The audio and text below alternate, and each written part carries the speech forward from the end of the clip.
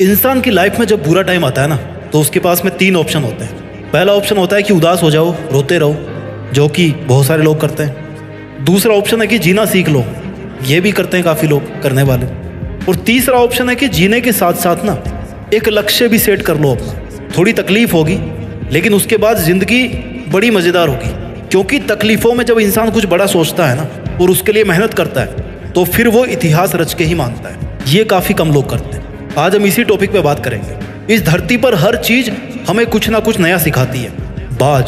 बाज जब बहुत ऊंचाई पे उड़ रहा होता है ना, तो उसका फोकस अपने शिकार पर होता है। जो बहुत ऊंचाई से ही अपने शिकार को तय कर लेता है कि भैया मुझे इसका शिकार करना है। समुद्र पे है, धरती पे है, कहाँ पे है, वहां पे मुझे इस शिकार को पकड़ना है। बहुत तेज नजर होती है उसकी, और फिर वो समुद्र में डुबकी लगाकर अपने पंजे में शिकार को कैद कर लेता है। ठीक वैसे ही इतिहास रचने के लिए आपको अपना फोकस अपने दर्द से हटा के अपने गोल्स पर टिकाना होगा। आपका टारगेट आपको बदलना होगा। अपनी मुसीबतों से, अपने दर्दों से हटा करके किधर करना है? अपने गोल्स की तरफ। आपने कितनी बार सुना होगा कि उतने पैर पसारिए जितनी बड़ी चादर हो। यही सीखते आए ना हम लोग आज तक। पहले तो उस बंदे को पकड़ के लाओ यार जिसने इतनी छोटी चादर बना दी, और फिर चादर को बड़ा करवाओ, और फिर अपने पैरों को आराम से लंबा करके सो। अगर इतिहास रचना है तो पैरों को फोल्ड मत करो, बल्कि अपनी चादर का साइज बढ़ाओ। जितना मन करे उतनी चादर बनाने की औकात होनी चाहिए। कहने का मतलब है कि डू नॉट लिमिट योरसेल्फ। आप लिमिटेड वर्जन नहीं हो, आप लाइफ टाइम अनलिमिटेड वर्जन हो। इस बात को समझिए। और आप अपने आप को लिमिटेड वर्जन क्यों समझते हो? क्योंकि आपको ऐसा समझाया गया है कि आपको ऐसा समझना है। जितनी हैसियत हो उतने ही सपने देखने चाहिए, ये आपको सिखाया गया है। और किन लोगों ने सिखाया है? जो खुद अपने आप को लिमिटेड मान के अपनी जिंदगी जी रहे हैं, जो खुद छोटे छोटे मतलबों से भरे हुए हैं। अगर एक शेर को बचपन से खिचड़ी खिलाओगे ना, तो वो शिकार करना कभी नहीं सीख पाएगा। शिकार करना आता भी तो भूल जाएगा। वो भूल ही जाएगा कि भाई वो शेर है। लेकिन अगर आप उसको ये बोलोगे बचपन से ही कि तुझे एक दिन इस जंगल पे राज करना है, तुझे जंगल का राजा बनना है, क्योंकि तू शेर है, शेर का बेटा है, और सबसे बेहतरीन शिकार करना है तेरे को, तो फिर वो अपना असली रूप दिखाएगा। इतिहास रचने के लिए आपको अपने आप से 2 सवाल पूछने चाहिए। पहला ये कि आप जी क्यों रहे हो, किसके लिए जी रहे हो, क्या करने के लिए जी रहे हो, क्या करने के लिए जी रहे हो, क्या आपकी लाइफ में कोई मकसद है।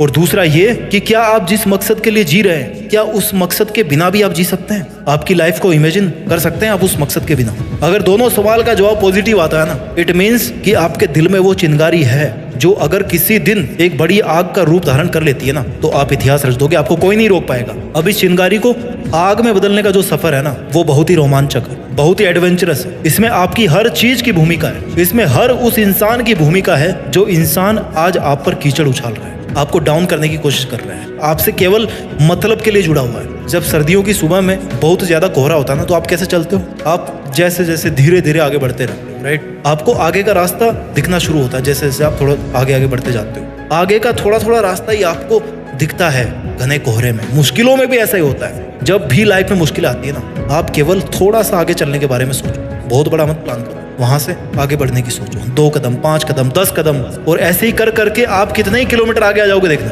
अपनी उदासी के बादल को हटा के खुद के वजूद को साबित करना पड़ता है। जितने खूबसूरत आप है ना, उतनी ही खूबसूरत आपकी जिंदगी है, उतनी ही खूबसूरत आपकी मंजिल है, और उतना ही खूबसूरत है आपका मुश्किलों से लड़ना। और वो मोमेंट सबसे ज्यादा खूबसूरत होगा जब इस लाइफ में आपकी लाइफ होगी, आप होंगे, और आपके पास अपनी जिंदगी की वो मंजिल होगी जिसको आप पाना चाहते थे। जीते जी अपने आप को अपनी मंजिल के पास देखना, मंजिल के ऊपर देखना, जहां पर आप हमेशा होना चाहते थे। इस मोमेंट का मजा कुछ और ही है। जिंदगी समय के सामने बहुत छोटी है, लेकिन फिर भी इस छोटी सी जिंदगी में अगर चाहो ना, तो एक वो कहानी लिख सकते हो जो बहुत लंबे समय तक चलने वाली होगी। मूड आपका कभी नहीं करेगा काम करने का। हमेशा आपका शरीर कहेगा यार थोड़ा और आराम कर ले, बाद में कर लेंगे, है ना? खाली तुम ही हो जो रोक रहे हो अपने आप को। इतिहास रचने के लिए सबसे ज्यादा जरूरी होता है इंसान का स्ट्रगल। उससे भी ज्यादा जरूरी होता है कि अपने बुरे दिनों को हमेशा याद रखो।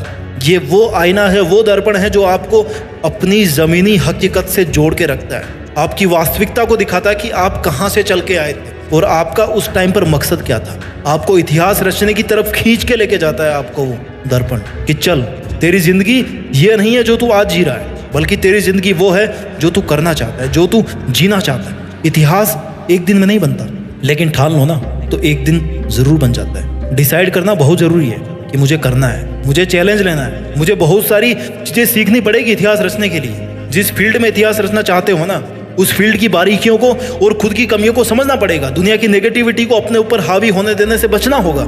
हर ठोकर के साथ खुद को संभालना होगा। हर हार के साथ कुछ सीखना होगा। हर छोटी से छोटी जीत के साथ अपने आत्मविश्वास को बुलंद बनाना होगा। लंबे टाइम तक मेंटेन रहने वाली सक्सेस चाहिए ना, तो फिर लंबे टाइम तक एफर्ट्स भी मेंटेन करना होगा, है ना। तुम सोच के रोते रहते होंगे दुनिया की बातों को, पर ये दुनिया इतनी बेरहम है कि वो तेरे बुरे हालातों में भी ना तेरा मजाक बनाने से नहीं चूकेगी। खुद को बाज की तरह ताकतवर बना, आसमान का राजा बन कि कोई तेरी तरफ आंख उठाने की भी हिम्मत ना करे। पहले ऊंचा तो तुझे उड़ान भरना सीखना पड़ेगा ना।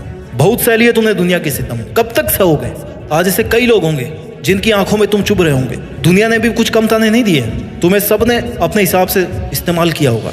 सबने तुम्हारे अच्छे होने का फायदा उठाया होगा, और जब तुम्हारी बारी आई ना तो सब इधर उधर भाग गए होंगे बहाने मार के, अपनी मजबूरियां बता के। अब ये बता, तू दुनिया से कब तक धोखा खाता रहेगा यार। पहली बार धोखा खाना गलती हो सकती है, लेकिन दूसरी बार धोखा खाना तुम्हारी बेवकूफ़ी है। If you have the power to think then you also have the power to achieve it. ये यकीन दुनिया तुझ पर करे या ना करे, लेकिन तू खुद की मेहनत पर जरूर कर, प्रैक्टिस कर, और तेरे बनाए गए रूल्स के साथ जीना सीख। अपने स्वाभिमान के लिए लड़। किसकी है ये जिंदगी? तुम्हारी ही है ना। सक्सेस को हासिल करना तुम्हारा हक है। ये तेरी जिम्मेदारी है कि तू अपना हक और जिम्मेदारी दोनों को अपने हाथ में थामे रखे। तुझे अपने पैरों की जंजीरों को तोड़कर खुद में एक जिंदा पतंग बनना है। तुझे अपने लिए आवाज उठाना है। अब इन सब मुश्किलों से तेरी आजादी का समय आ गया, तो अब तू क्यों बैठा है? कौन आएगा जो तुझे उजालों में लेकर के जाएगा? कब तेरा सही समय आएगा? It's only you my dear. जिद्दी बन के इतिहास रचना है। तुझे तो अपने अंधेरे रास्ते खुद ही रोशन करने होंगे, और अब वो समय आ भी गया है। तो तू कब तक चुप रहेगा? इतने दिन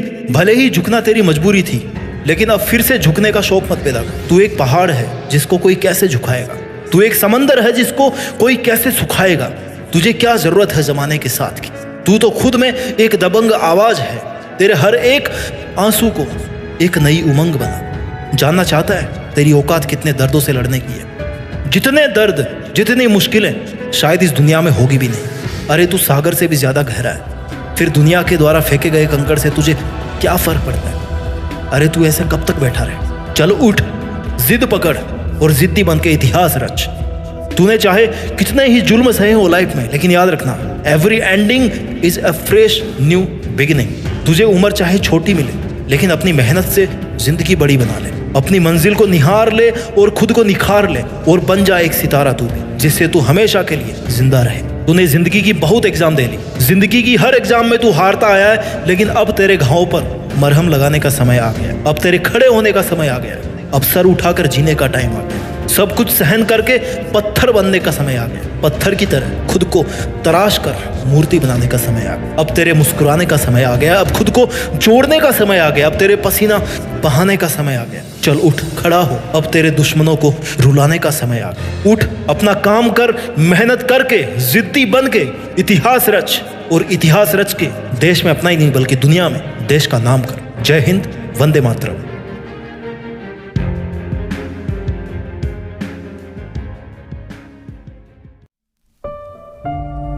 एक दफा एक शख्स अपनी जिंदगी से बहुत तंग था। वो हर वक्त अपने आप को कोसता रहता था कि क्या जिंदगी मिली है मुझे, क्या लाइफ है। हर परेशानी मेरे साथ ही है, हर दुख मुझे ही आके घेरता है, हर मसला मेरे साथ ही बना हुआ है। एक दिन इसी तरह अपने आप को बैठा हुआ कोस रहा था कि क्या नसीब है मेरा, क्या मुकद्दर है मेरा, क्या जिंदगी है मेरी।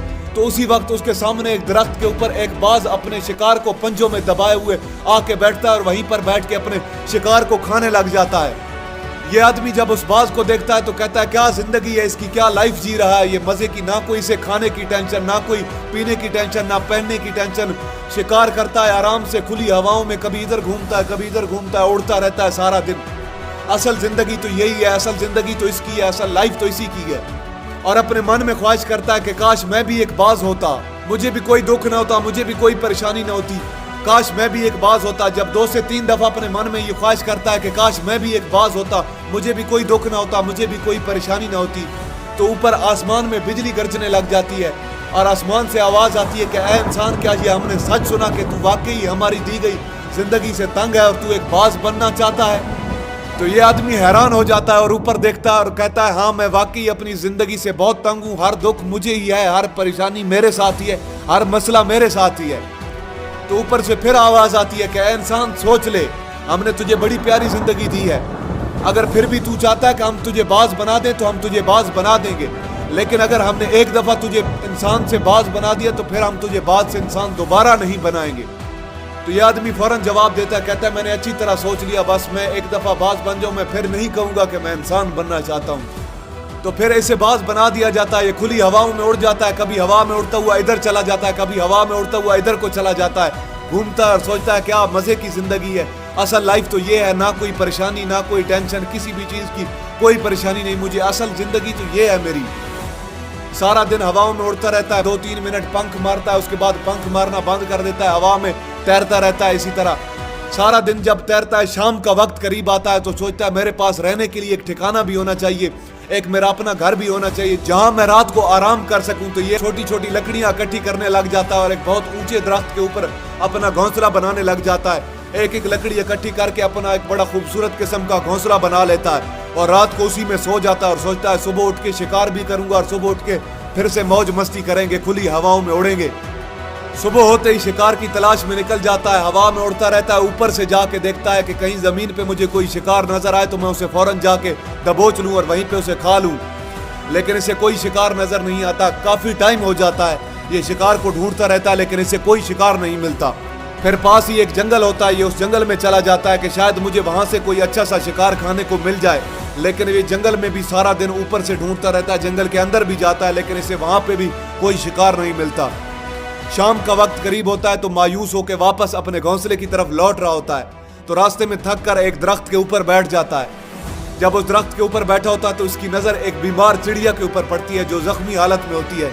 ये फौरन जाके उसे दबोच लेता है और उसके पंख नोच के अलहदा कर लेता है, उसकी बोटी नोच नोच के अलहदा खा जाता है और वापस अपने घोंसले की तरफ उड़ जाता है और सोचता है कि चलो बीमार चिड़िया ही सही लेकिन कुछ तो खाने को मिला। अपने घोंसले तक पहुंच जाता है, जाके वहां सो जाता है और सोचता है सुबह एक अच्छा सा शिकार पकड़ूंगा और अपनी भूख मिटा लूंगा। सुबह का सवेरा होता है, जैसे ही ये निकल पड़ता है शिकार की तलाश में, उड़ता रहता है हवा में, लेकिन इसे आज फिर कोई शिकार नहीं मिलता। काफी वक्त हो जाता है, ये उड़ता रहता है, ऊपर से जाके देखता है कि शायद कोई मुझे जमीन पर शिकार नजर आए तो मैं उसे जाके दबोच लूं, लेकिन इसे कोई शिकार नहीं नजर आता। ये फिर उस जंगल की तरफ चला जाता है, उस जंगल में जाके ढूंढता रहता है लेकिन उस जंगल में भी से कोई शिकार नहीं मिलता।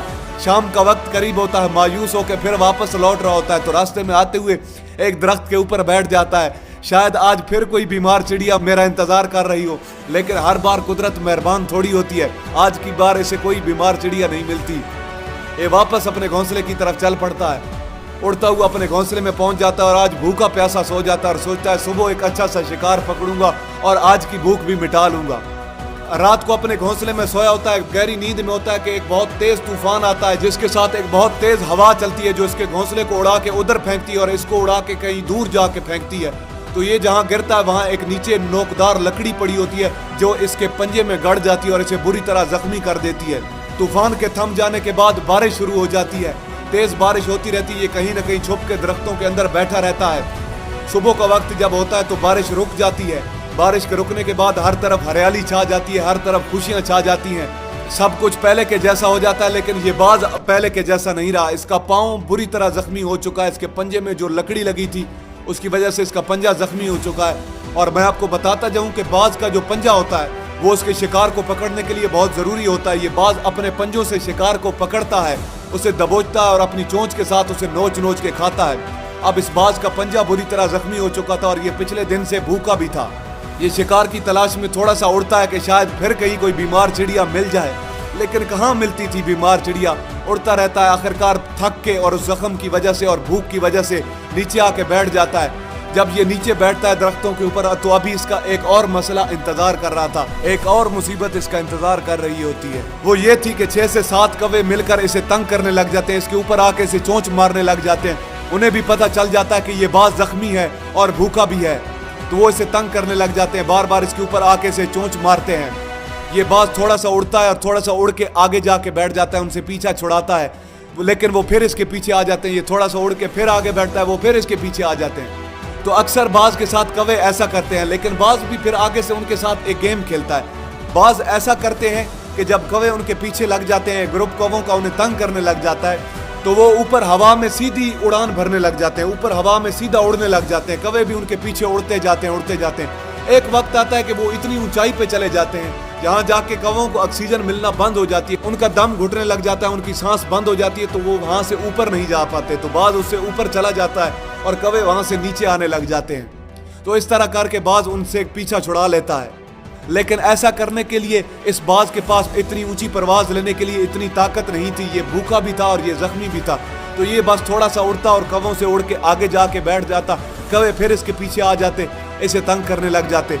इसी तरह भूखे और जख्मी हालत में एक दिन गुजर जाता है, दूसरा दिन गुजर जाता है, तीसरा दिन गुजर जाता है।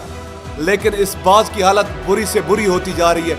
चौथे दिन जब ये बिल्कुल खत्म होने पे आ जाता है, बिल्कुल इसकी बस हो जाती है, तो ये पास ही एक इंसानों का हॉस्पिटल होता है, उधर जाके उसकी छत पे जाके बैठ जाता है और वहां से आने जाने वाले मरीजों को देखता है और अपने आप से कहता है कि काश कि मैं आज एक इंसान होता तो ऐसे छोटे मोटे जख्मों का मैं हॉस्पिटल से इलाज करवा लेता या